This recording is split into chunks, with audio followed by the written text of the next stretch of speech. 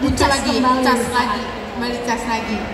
Oke, jadi biar nggak berlama-lama karena waktu kita 20 menit, kita kan topiknya ini adalah let's talk about children.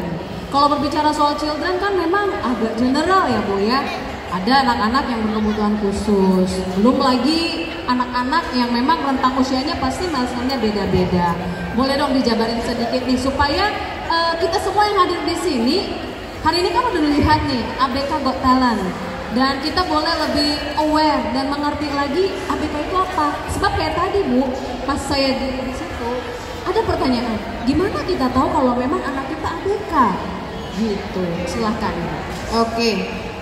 Saya itu agak nggak enak dipanggil ibu, walaupun memang cocoknya ibu-ibu gitu dia. Dipanggilnya kakak boleh aja diganti, ya. Boleh diganti. Kakak ya, kakak Vina. Kakak Vina. Oh, ya, biar lebih akrab. Baik Kak. Kalau ditanya, ini kita berbicara tentang anak. Kalau anak itu ibaratnya bunga kalau di sini apa namanya? Bunga kembang sepatu. Sama. Ya, kembang sepatu ya. Karena kalau di Medan itu kita bilang bunga kembang sepatu, mana tahu di Batam ada pula istilah baru, saya tak tahu ya kan. Seroja. Ya. Jadi bunga kembang sepatu ibarat itu kan berbagai macam warna.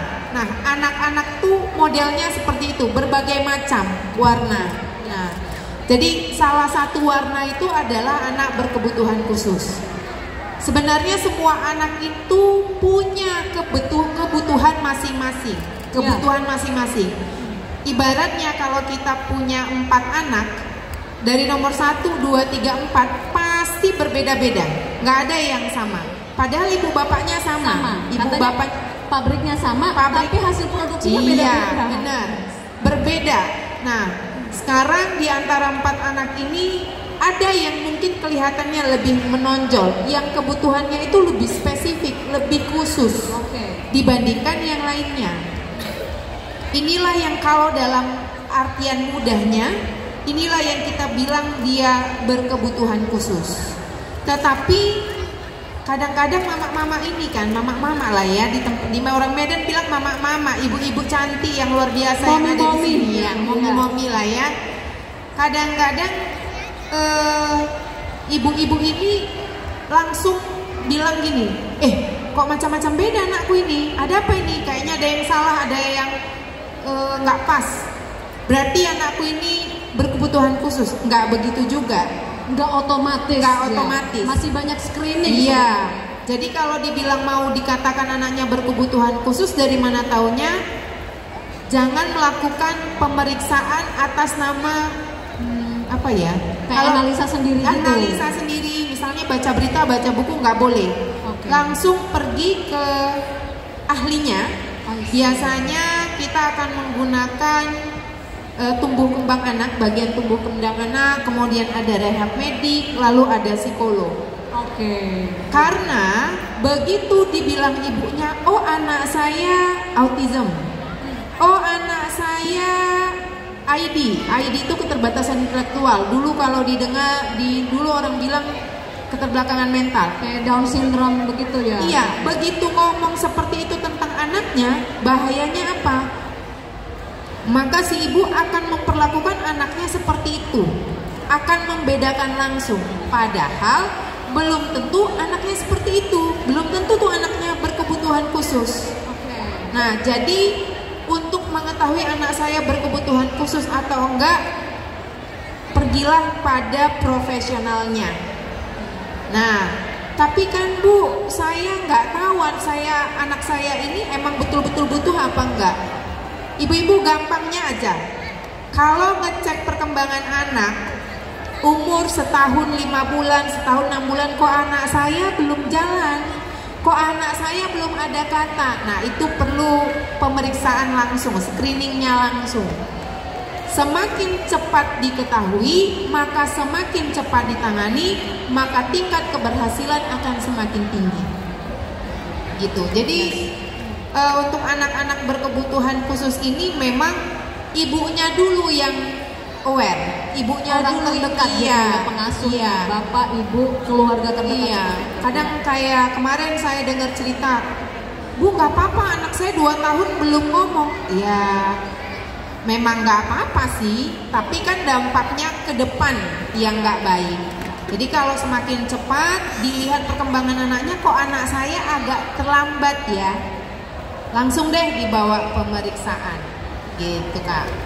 Setuju, karena memang kebanyakan, saya juga seorang ibu, milestone anak itu kan sebenarnya dari dia, bahkan dari dalam kandungan gitu, selalu sudah tahu berarti umur sekian dia harusnya udah bisa sekian, udah bisa begini begitu.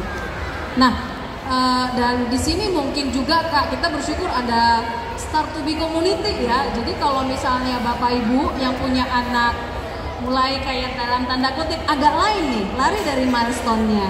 Kadang-kadang kan bukan mereka tidak mau mencari tenaga ahli yang profesional, tapi ada semacam faktor penolakan gitu, atau denial namanya. Enggak anakku baik-baik aja, nanti pasti umur sekian dia bisa nih, masih nunggu-nunggu gitu. Jadi mungkin bagi Bapak Ibu sekalian, sekarang di Batam kita ada Start to be Community yang kira-kira kalau misalnya anaknya agak lain boleh gitu, karena nggak langsung buru-buru bisa ketemu langsung psikolog, akses ke sana juga kadang-kadang nggak semudah itu gitu ya Kak ya. Jadi di Batam kita sekarang sudah ada Start to be Community yang bisa mensupport, paling nggak butuh teman sharing. Kadang mama-mama muda kan udah langsung cepat gitu mengerti. Oke, baik, ada lagi yang mau disampaikan Kak? Ya, jadi ini karena acaranya di mall ya, di mall. Jadi saya, to be honest ya Kak, tadi begitu masuk mall ini, mungkin saya cerita sedikit tentang diri saya. Jadi Bapak Ibu kalau ngelihat saya di sini, kakak itu jago kali gitu ya, hebat kali gitu ya. Iya, S3 loh. Iya, S3 dulu. Tapi sebenarnya saya itu sama dengan adik-adik yang ada di sini kondisi saya. Kak? Ya. Saya termasuk pada anak berkebutuhan khusus dengan ADHD. Memang ADHD saya tidak terlalu berat. Jadi kalau tadi saya ngelihat ini, jujurnya ya, kok kayak ketemu teman-teman ya. Aslinya tadi ya, ngelihat tuh kok ketemu teman-teman sendiri. Flashback gitu. ke masa-masa kecil dulu. Pengalaman ya. Yes. Tapi kalau di tahun kita itu kan nggak seperti ini, nggak ada di komunitas, nggak ada dukungan Aib. Apalagi kalau orang Batak, Aib luar biasa itu gitu kan. Jadi nggak ngerti orang tua, nggak ngerti, nggak paham. Jadi saya ngelihat tadi, wih, luar biasa. Cuma saya agak iri. Irinya gini, seandainya lah di zamanku dulu ya ada seperti ini, apa nggak makin luar biasa lah kami ini gitu. Yes. Irinya begitu. Ya. Kalau zaman saya dulu kan, waduh, ketemu guru nggak bisa jawab, bodoh duluan saya dibilang. Jadi saya hidup dengan kata bodoh itu selama berbelas tahun, dengan kata bodoh, karena memang nggak ngerti kan, dan nggak salah bodoh gitu. Dan nggak salah guru, karena gurunya juga nggak paham anak muridnya kenapa gitu. Jadi kalau saya bilang bahwa untuk kita yang ada di sini semuanya, kita ini manusia semuanya, nggak ada yang tidak punya kebutuhan masing-masing yang membuat kita berbeda daripada orang lain. Ya, keberbedaan itunya yang membuat dunia ini indah. Ya, seperti kembang bunga tadi. Tidak ada istilah seseorang lebih sempurna atau lebih baik daripada orang lain. Iya, betul. Yang ada dengan segala ketidaksempurnaan yang dimiliki oleh setiap kita, itulah yang membuat semuanya di muka bumi ini semuanya itu indah. Yes. Jadi untuk orang tua kita yang ada di sini maupun para pengunjung mall yang ada di sini, mari sama-sama saling mendukung, menghargai, menghormati semua hak. Dan kalau boleh nih, saya irinya dengan Start to be ini, kok Start to be cuma ada di Batam kayaknya ya. Nanti Bu Linda kan buka cabang ya Bu ya. Iya, kalau Start bisa to Bu be Linda, jangan hanya di Batam aja ya Bu Linda ya, minta tolong penuh kasih gitu ya. Jadi kepada ibu online, biasanya saya panggil ibu online juga gitu ya. Jadi nggak hanya di Batam tapi di banyak tempat, sehingga para orang tua tidak lagi merasa kecil hati, merasa malu dengan kondisi anak-anaknya, tetapi dengan adanya komunitas seperti ini, ayo masuk dan kita sharing bersama-sama dan saling memberikan motivasi. Kalau saya sih tambahannya itu aja supaya tadi saya lihat soalnya di pengunjung mall ini, saya sengaja memvideokan. Oke. Saya sengaja memvideokan sampai salah satu orang di Medan tuh ngomong, kau ngapain di situ gitu. Saya bilang saya lagi menghadiri acara yang ajaib, luar biasa. Dan saya lihat tadi pengunjung mall tuh banyak yang nangis. Iya, karena mereka tersentuh gitu. Ternyata anak-anak ini bakatnya luar biasa loh. Jangankan pengunjung, kita yang MC aja ya, Kak Agus, kita udah tahu. Tapi pas melihat, menyaksikan, tersentuh betapa mereka punya bakat yang luar biasa. Ya, jadi untuk ibu-ibu yang ada di sini yang luar biasa, Anda itu orang tua yang luar biasa. Ya, iya, tepuk tangan dong ya. Wah, terharu lagi sih kakak. Ya benar Kak, saya pernah dengar quote juga seperti ini. Special kids, special mother, special parents gitu. Saya teringat perjuangan orang tua saya aja sih. Ya. Tak kebayang memang ya. Jadi maaf ya Bapak Ibu gitu ya. Saya hanya teringat perjuangan orang tua saya membesarkan saya dengan luar biasa. Jadi Anda semua di sini orang tua yang luar biasa, yang hebat, yang ya. Maaf ya kalau saya udah begini nih. Saya hanya ingat ibu bapak saya aja sih. Hanya ingat ibu bapak saya yang memang perjuangannya luar biasa untuk bisa menjadikan saya seperti ini gitu ya. Jadi bapak ibu nggak sendiri, masih banyak orang tua di luar yang memang support bapak ibu semuanya. Dan jangan berpikir bahwa anak-anak yang dianggap kurang dan tak mampu ini sebenarnya mereka ini semua luar biasa. Gak ada yang gak luar biasa. Mereka akan menjadi sesuatu yang luar biasa. Ya, star to be. Mereka bakalan jadi bintang. Iya, jadi tetap semangat Bapak Ibu. Jangan kecil hati. Kalau orang Medan bilang, kalau orang Medan bilang ya Kak. Aku juga orang Medan Kak. Kalau ada sedikit yang agak-agak tak pas, senggolkan langsung. Habiskan langsung. Itulah kalau orang Medan bilang. Pokoknya agak kayak mana dia sama anak kita, main pun jadilah gitu ibaratnya. Itu kalau orang Medan gitu ya Bapak Ibu. Tapi ya mohon maaf ya, tadi saya agak terharu karena saya kasih tahu tadi perjuangan ibu bapak saya juga dalam membesarkan saya. Jadi saya sekolah S3 pun juga perjuangannya bukan perjuangan yang main-main, perjuangannya juga luar biasa gitu ya, dengan keterbatasan kondisi saya juga saat ini. Gitulah Kak, nanti aku kalau pegang mic aku pula yang ngomong terus di sini Kak. Udah apa-apa. Luar biasa karena beliau adalah ABK kalau bisa saya sebutkan ya. Yes, memang ABK tapi juga berhasil menjadi psikolog dan sekarang pasti punya banyak pasien kan yang lagi ditanganin dengan Kakak. Ya, banyak banget, banyak luar biasa. Kalau sekarang saya lebih fokus dalam membangun komunitas di daerah. Jadi daerah-daerah tertinggal di Sumatera Utara saya lagi fokus dengan itu, dengan pendampingan untuk masalah-masalah kekerasan yang dialami oleh anak-anak berkebutuhan khusus. Wow, iya. Keren banget. Jadi ya Bapak Ibu mungkin ada suatu bukan kebetulan, tapi ini luar biasa kita bisa menghadirkan pembicara yang beliau juga adalah aktor utamanya gitu ya, yang sudah lulus bahkan berhasil jadi psikolog. Mungkin kalau ada pertanyaan kita buka dulu ya Kak ya. Kita buka sesi pertanyaan ya, 3 pertanyaan pertama. Nanti siapa yang bertanya kita kasih hadiah dari Cinema XX1 ya. Oke, 3 pertanyaan pertama boleh langsung angkat tangan dan teman-teman bantu ya, nanti mic-nya ada Ibu ya, mic saya kali ya. Ya, boleh sebutkan nama dan pertanyaannya ya Bu ya.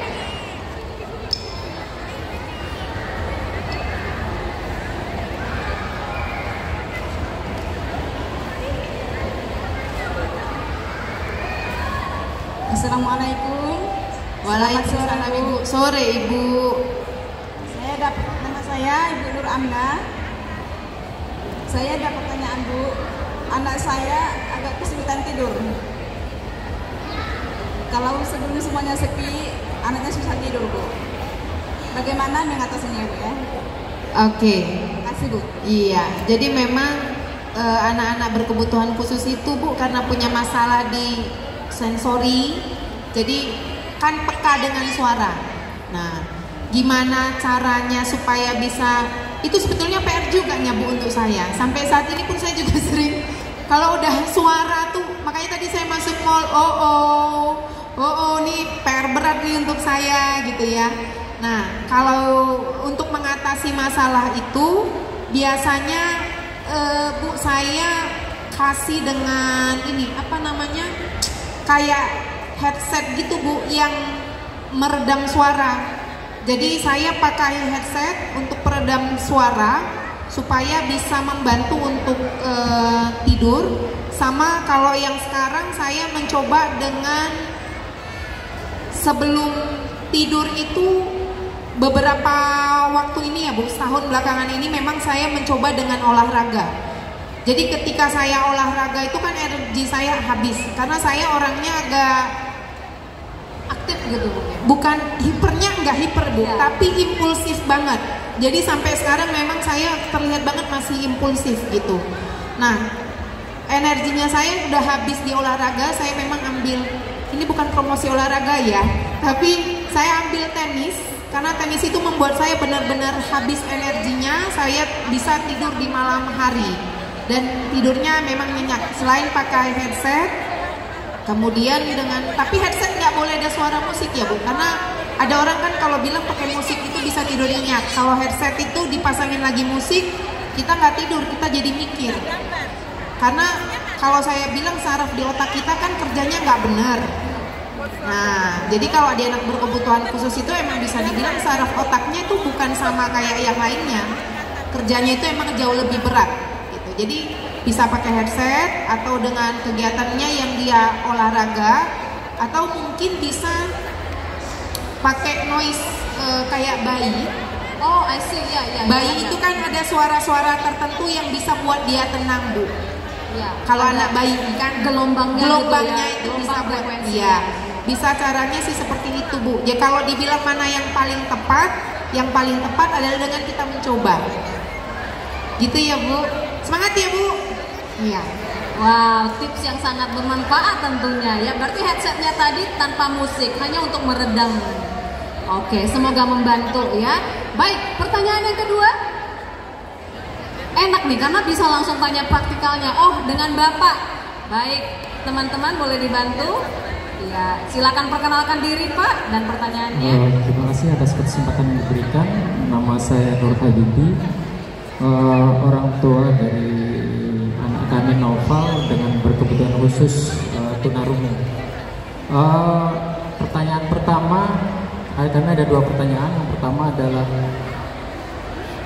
terkait dengan menyiapkan anak ini dalam bergaul dengan lingkungannya.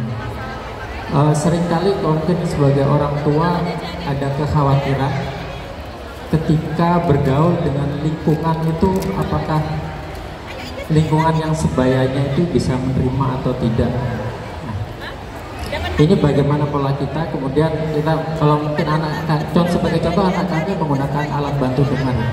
Terkadang dia main bersama dengan anak-anak di lingkungannya, ada kekhawatiran nanti terkait dengan alatnya, bagaimana kalau anak lain itu tidak paham dan seterusnya. Akhirnya kita membuat pembatasan-pembatasan.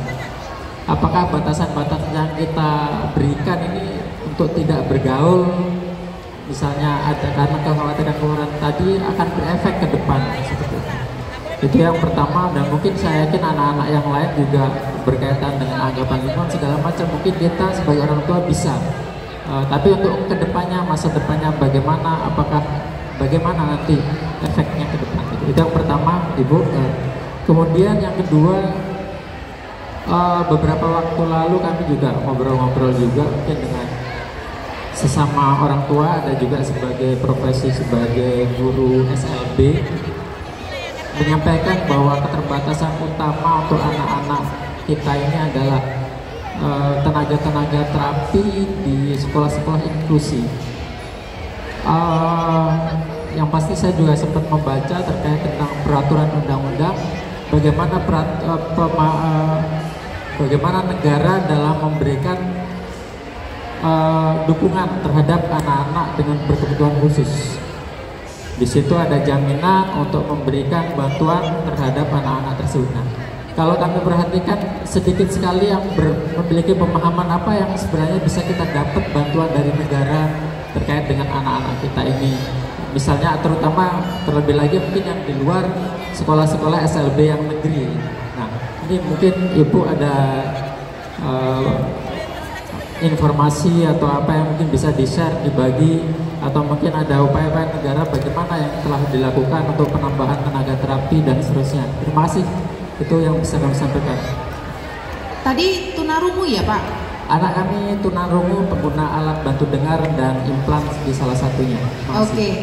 Pak, udah pernah dicek ke dokter? Masih emang implannya tidak bisa lagi dipakai atau bisa di... Kalau soal alat kami insya Allah bisa, dan sekarang sekolah di Smart Aurika School tidak ada masalah dengan penggunaan alat bantu dengar tersebut. Bukan, maksud saya Pak, pernah dicek nggak kalau kokleanya itu bisa diganti atau dioperasi sehingga dapat yang baru? Karena kan masalah tunarungu ini ada beberapa jenisnya. Ada yang karena dia kokleanya, jadi gendang telinganya yang menyebabkan, dan itu bisa sudah dilaksanakan pemeriksaan dan anak kami telah vonis bahwa keduanya termasuk gangguan berat, pendengaran berat dengan 90 desibel baik kanan maupun kiri, sehingga saat ini yang sebelah kanan masih menggunakan alat bantu dengar, yang kiri sudah menggunakan implan koklea. Oke. Seperti itu. Oke, baik Pak. Saya jawab dari nomor 2 ya Pak, yang mengenai upaya atau apa yang terapi SDM ataupun pemerintahan.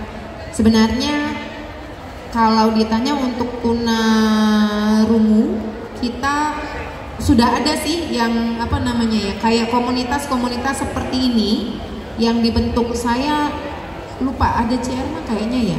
Ada yang komunitas buta dan tuli. Nah itu ada di dalamnya, dan biasa mereka membuat kegiatan-kegiatan belajar, jadi memperkenalkan kepada masyarakat umum tentang anak-anak yang tunarungu dan tunanetra, kemudian membuat pelatihan-pelatihan untuk guru-guru ataupun orang tua yang nanti akan bergerak melayani pada anak-anak dengan kondisi tunarungu dengan tunanetra. Nah, kalau dari unsur pemerintahan memang saya bisa dibilang kurang bisa memberikan informasi yang tepat Pak untuk itu. Tetapi saran saya ke Bapak untuk yang pertanyaan nomor 2, bisa juga Pak bergabung di situ, karena di situ memang mereka juga melatih orang-orang pada umumnya untuk bagaimana berkomunikasi dengan anak-anak ini, dan juga itu dimanfaatkan di beberapa sekolah. Nah, lalu pertanyaan yang pertama Pak, dan itu yang paling penting, kami salah nggak membatasi anaknya untuk bergaul karena ketakutan-ketakutan tertentu tadi? Saya nggak akan bilang itu salah Pak, karena orang tua punya kekhawatiran sendiri. Tetapi alangkah lebih baiknya anak-anak kita ini tetap diberikan kesempatan berteman dengan siapapun.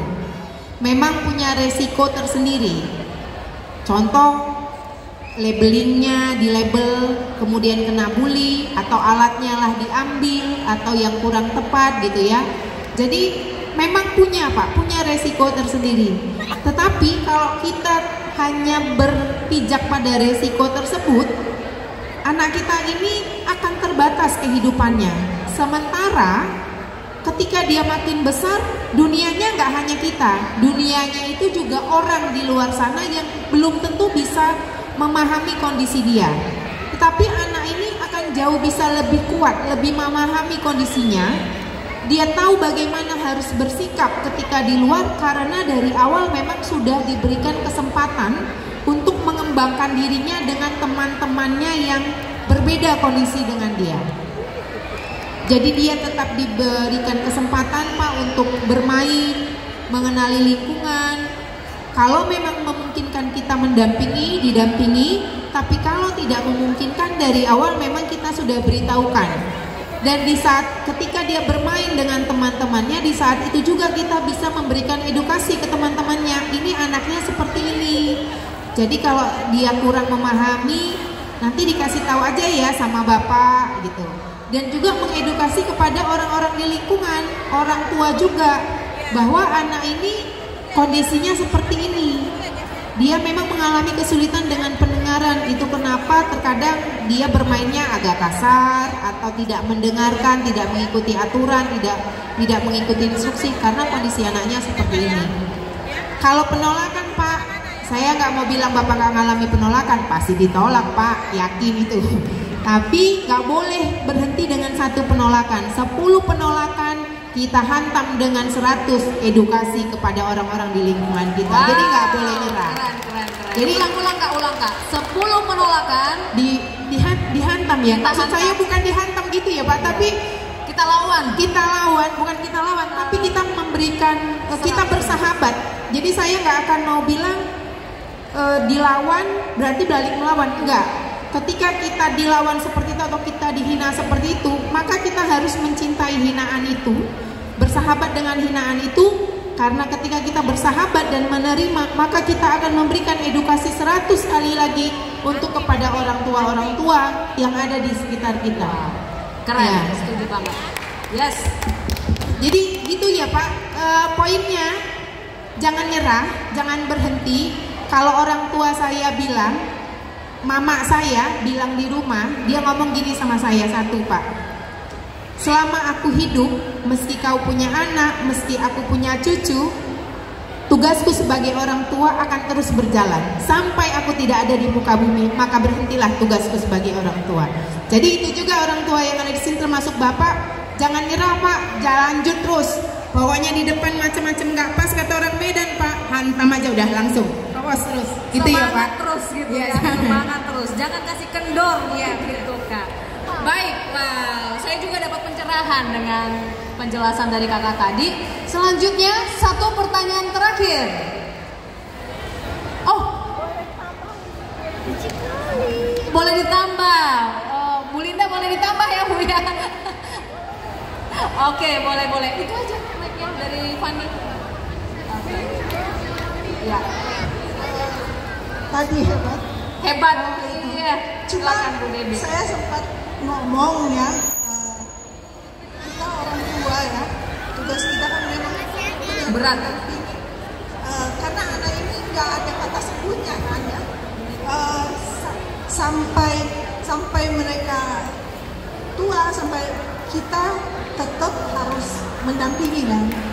Nah, terus saya sempat ngomong usulan ke ada orang tua yang saya bilang, saya dulu mengalami penolakan, anaknya mengalami penolakan, bully segala macam, bahkan dikatakan gila, dikatakan gila segala macam, supaya orang tua semua tahu ya.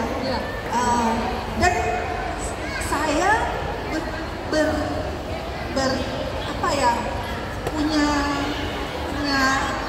apa ya, dalam hati saya ngomong gini, EGP harus punya prinsip gitu kali ya Bu ya.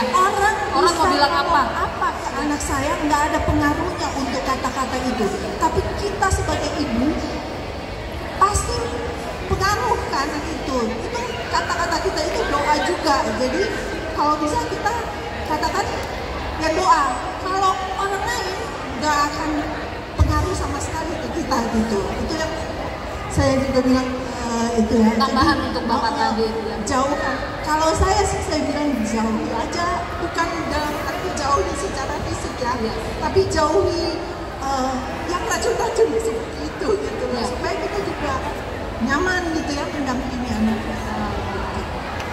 Wow, tips dan sharing yang luar biasa dari Bu Debbie nih. Ya, memang terbukti ya tadi itu ya soal bagaimana di pergaulan sebagai orang tua tetap semangat. Orang boleh berkata apa, tapi kita jangan mau ikut dengan hal-hal toksik mungkin ya Bu ya, perkataan yang negatif ya jangan kita aminkan. Kita harus tetap semangat. Nah, ini enaknya Kak punya community seperti ini, saling kasih masukan ya, saling kasih support. Karena tadi tambahan berarti masih ada satu jatah untuk pertanyaan ya. Oke, ada satu lagi pertanyaan? Kalau tidak biar nanti ada closing statement dari. Kenapa Kak? Oh Ibu, aduh ya silakan Ibu, silakan. Saya mencari-cari. Baik, boleh diperkenalkan dirinya Bu? Nama saya Anita Sehaan dengan orang tua Kevin Sinaga. Anak saya tunagrahita. Saya mau tanya, apakah berbahaya bila anak saya terlalu sering main HP dan dia belajarnya dari HP? Apakah kedepannya akan berbahaya? Ya, silakan Kak. Ini kalau udah karena belakangnya si Haan agak berat dijawabnya karena famnya sama dengan saya. Orang Batak itu yang buat saudara bukan hanya karena darah, karena belakangnya. Karena boru siahan, saya pun boru siahan. Baiklah Namboru, kujawablah pertanyaan Namboru itu ya. Saya bilangnya Namboru.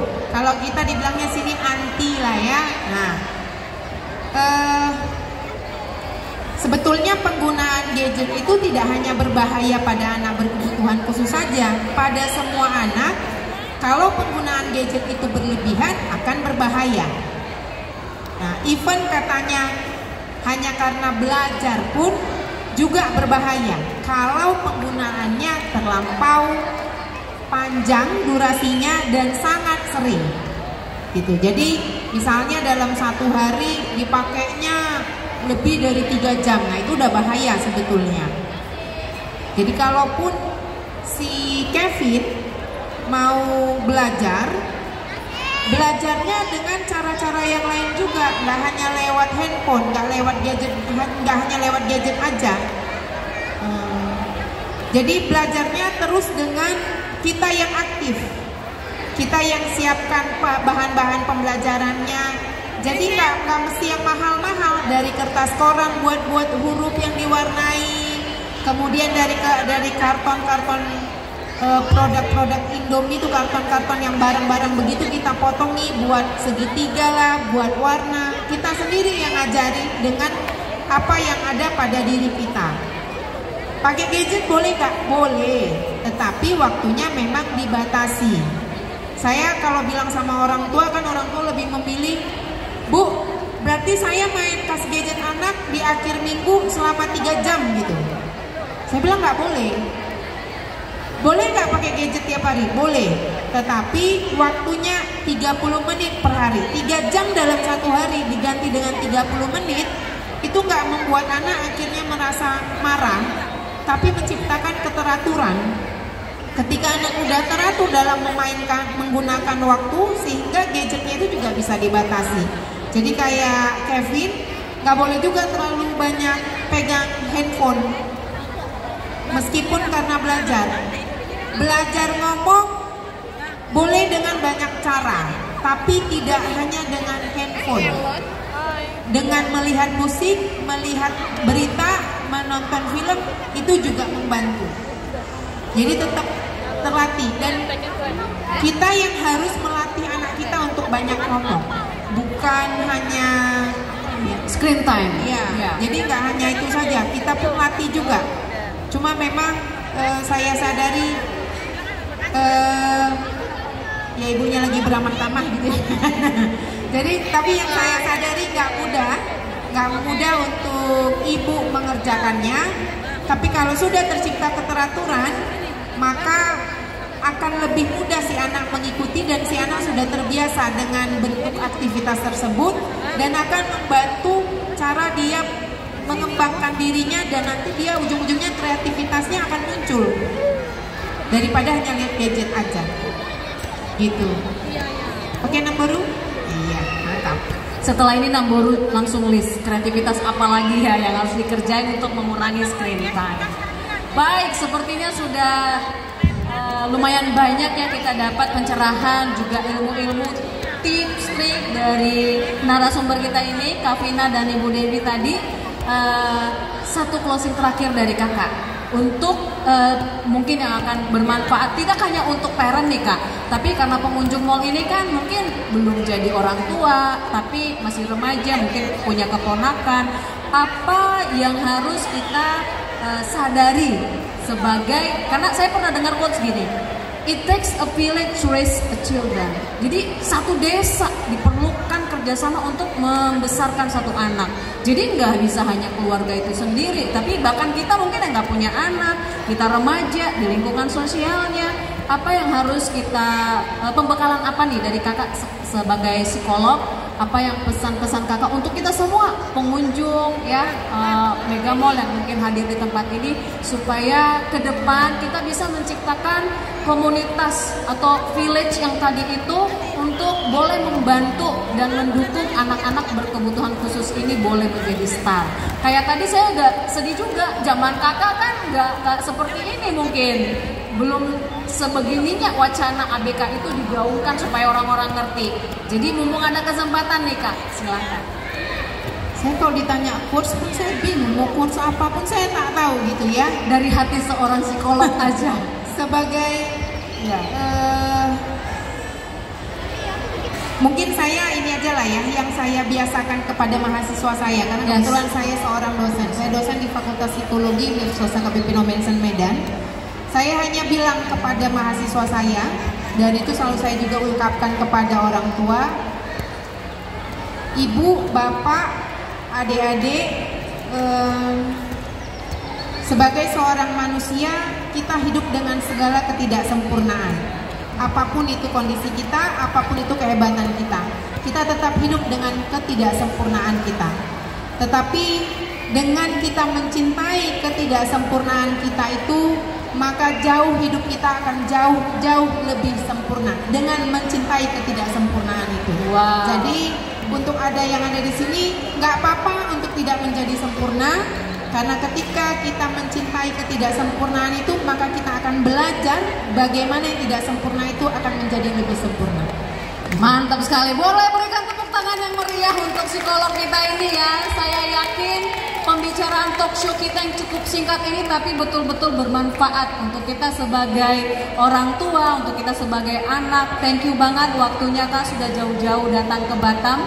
Saya harap ini bukan sesi pertama dan terakhir ya, ke depan kayaknya sering deh, bakalan sering. Dari kemarin saya agak ditakut-takuti, katanya kalau udah minum air Batam jadi kemungkinan jadi penduduk Batam katanya ya.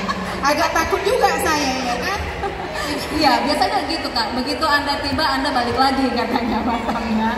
Baik, thank you untuk waktunya, dan sekali lagi mari kita beri aplaus untuk orang tua dan anak-anak kita ABK yang luar biasa pada sore hari ini. Terima kasih Kak Kiki.